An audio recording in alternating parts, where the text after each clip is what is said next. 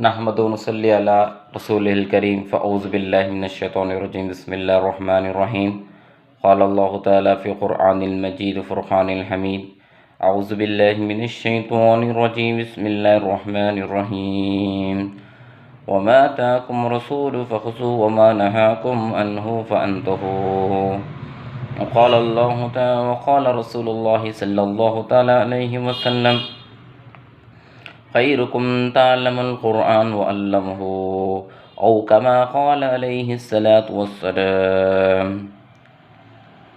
ذوق و رق سنت گرامی سے ہے شرف آپ کے غلامی سے، جو کوئی پیرو رسول نہیں لاکھ طاعت کرے قبول نہیں۔ محترم سامعین اکرام، اللہ تبارک و تعالیٰ قرآن مجید کے اندر ارشاد فرماتا ہے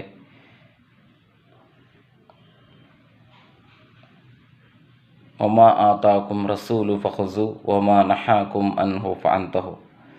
میرے حبیب صلی اللہ علیہ وسلم جن باتوں کا حکم دیں اسے اختیار کرو، اور جن باتوں سے منع کریں اسے چھوڑ دو۔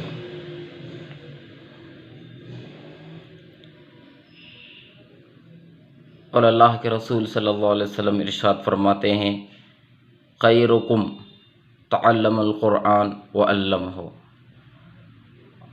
آپ لوگوں میں سے بہتر وہ شخص بہتر ہے جس نے قرآن سیکھے اور دوسروں کو تعلیم دے۔ آج کے دور کے اندر ہمیں ایک غور و فکر کرنا چاہیے کہ ہمارے گروبانوں میں جھانک کر دیکھنا چاہیے کہ آج ہم قرآن کتنا پڑھنا آتا ہے، قرآن کی تلاوت ہم کتنی کر رہے ہیں۔ اپنے بچوں کو قرآن کی تعلیم دلوائیں، اپنے بچوں کو قرآن پڑھنا سکھائیں، بچوں کو نماز پڑھنے کا طریقہ سکھائیں، روزہ رکھنے کا طریقہ سکھائیں۔ صرف رمضان میں قرآن کی تعلیم کر لینا، نماز پڑھ لینے سے ایمان کافی نہیں ہو جاتا۔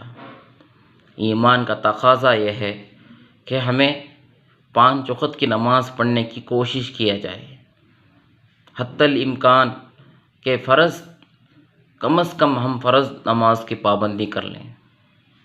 5 وقت کی فرض نماز ادا کرنے کے لیے اللہ ہمیں توفیق عطا فرما دے۔ آج ہم سوچنا چاہیے کہ آج ہمارے اسلام کے بارے میں، دین اسلام کے بارے میں کوئی برا بھلا کہتا ہے تو ہمارا ایمان کے اندر سے چنگاریاں نکلتی ہیں، لیکن ہم مجبور ہیں۔ کیوں؟ اسلام کیا ہے، اسلام کیا کہہ رہا ہے، قرآن کے اندر پیغامات کیا ہیں، یہ خود ہمیں معلوم نہیں ہے۔ دوسرے کو کیا ہم بتائیں گے؟ جی، دوسرے کو ہم کیا بتا سکیں گے؟ ہمیں خود پتہ نہیں کہ قرآن میں کیا ہے۔ ہمارے نبی صلی اللہ علیہ وسلم کی حیات طیبہ کی زندگی آپ کس طرح گزارے ہیں ہمیں معلوم نہیں، ہمیں خود تعلیم نہیں لیے ہیں اس کے بارے میں۔ آج ہمارے نوجوان IPL کے پیچھے ہے، جی، آن لائن گیم کھیل رہے ہیں۔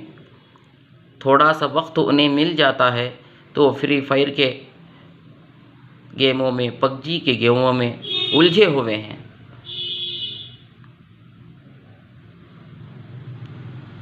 کہاں ہے دین؟